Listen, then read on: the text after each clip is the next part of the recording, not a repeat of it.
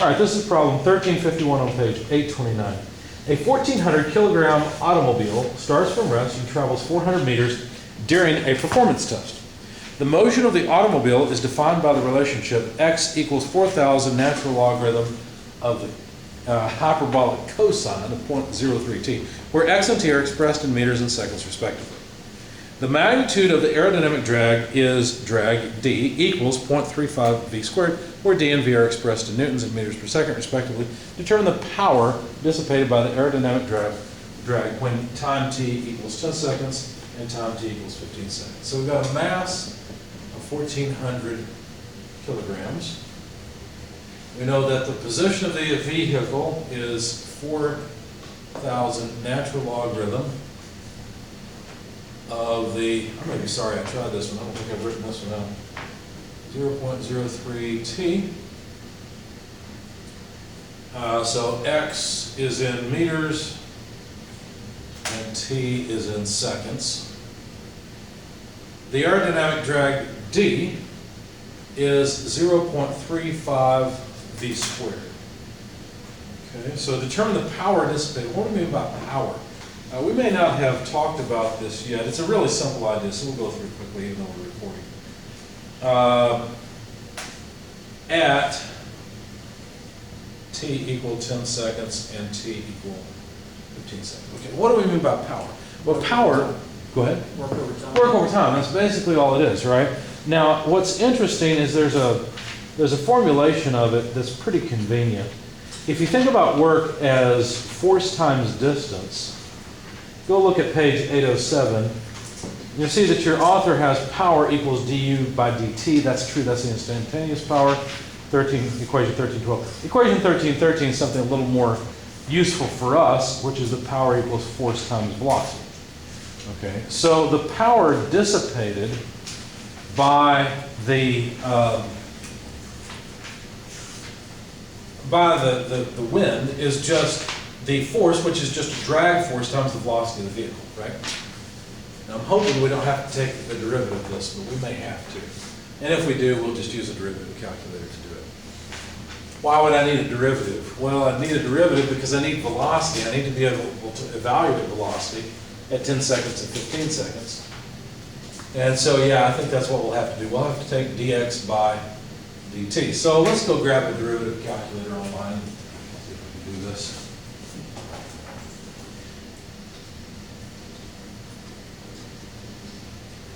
Derivative calculator.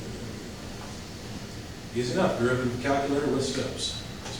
So we've got, let's see, calculate the derivative of, and in this terminology, or in this site, they're using x as the independent variable. Our independent variable is t, so we'll just put x in place of t. I know that's confusing because we're using x for position.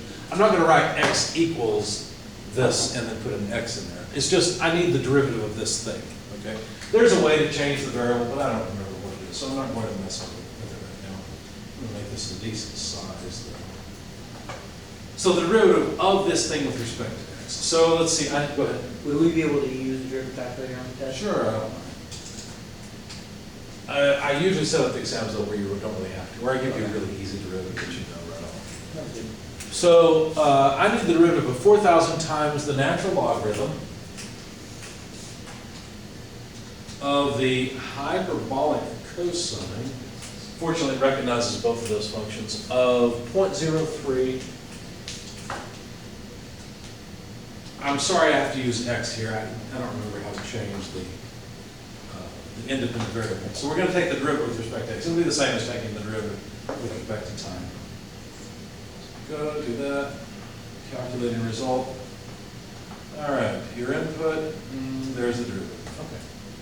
So the derivative with respect to time of this function is just 120 times the hyperbolic cosine of 3 times t over 100, because of course my independent variable is actually t, not x, over the hyperbolic cosine of 3t over 100. Okay. All I really wanted was the velocity at various times, right? And that's what this is. Dx by dt is just the velocity. Understand what I'm doing? Any questions so far? So now I should be able to evaluate the velocity at 10 seconds. So if I plug in 10 here and 10 there, what would I have? Well, let's see, 120 hyperbolic sine of, well, 10 times 3 is just 30. And hyperbolic cosine of 30 over 100, or 0.3. Okay? Do you guys have hyperbolic, you know how to use hyperbolic cosine on your calculator? Okay. Go ahead and try to calculate it if you would, see what you come up with.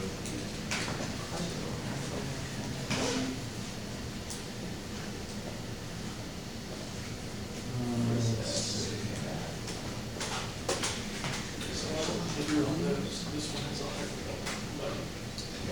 I think we can probably calculate it here because it looks like they've got f, the function, and f prime of x, but the function just looks like a parabola. And maybe it is. I think you just plug in x in the table of values as well. Okay, so let's try that. So if we plug in 10, there we go. So f of x, in other words, the position is 177 meters. The velocity is 34.95. Is that what you guys get, 34.95 or so? That's what I got. 34.96 rounded. Okay, so it's nice that it can take our function, which is just this, and evaluate it at some time. It can also give us the derivative evaluated at that same time. So this is pretty handy. I like that calculator. So basically what we found then is this is 34.96, like you said. I'm going to grab another decimal place. How about 5/8? Just now, what would the units be? Well, these would be meters per second. So there's the velocity of the car at 10 seconds. We can also, while we're at it, evaluate the velocity at 15 seconds. So let's just plug in 15 in our calculator here and see what we get. So our speed at a time of 15 seconds is 50.628. It's rounded properly, 50.628 meters per second. Awful convenient. Or so. Both of these are approximate, obviously. Okay? So now we've got the velocity. Well, we can calculate power by just taking d times v. So all we need to do then is figure out the drag force in each of these cases by just taking 35% of the velocity squared. So if you guys wouldn't mind doing that, put the velocity, 34.958, put that into your calculator, square it and take 35%. What do we get for our drag force for the first, at 10 seconds? I got 427.72. I second that. Thank you. Now, they didn't say this, I don't believe, but I think that drag force must be in newtons. Let's see. Yes. Yeah, it is, they did. So meters per second for velocity and drag force in newtons. Okay. So this is just newtons of drag. Okay, let's do the same thing for the second case at 15 seconds. At that point, all we have to do is take 50.628 squared times 0.35. What do we get for our drag force then? 897.12 newtons. Thank you. So, to get the power loss, just multiply the two together. The drag times the velocity, or in other words, 427.72 newtons, multiplied by 34.958 meters per second. Newton meters per second is another way of saying what unit? Well, first of all, what's a Newton meter? Joule. The Newton times a meter is a joule. A joule per second is a watt. Not a kilowatt, but a watt. So Newton meters per second will give us watts. So how many watts is this power loss? So 427 or so times about 35 is how much?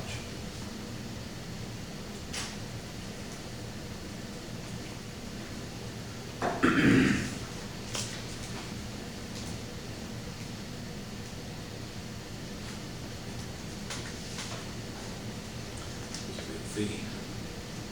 There. I got 14,952. Or in other words, about 15 kilowatts or so. Okay? All right, what about for the other case? If we multiply V, well, not V squared, but if we multiply V times D, that'll give us power. So how much power loss do we have at the higher speed, or the 15-second time?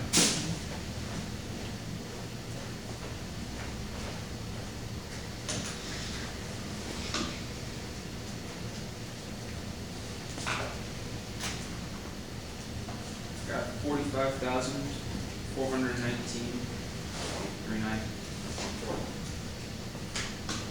I'll just round it off to 45,419 watts. So that's about 45.4 kilowatts. So there's the two answers. About 3 times the loss in 15 seconds than it was in 10 seconds. It wasn't a very hard problem, really. We just needed the slope of the position versus time. And we needed an estimate for the drag, which they gave us, based on velocity. Now, that's not a terrible way to look at it. Drag is something that does depend on the square of the velocity. So. Any questions or comments about this one? Okay. Wasn't as bad as I thought it would be. We just had to calculate a derivative.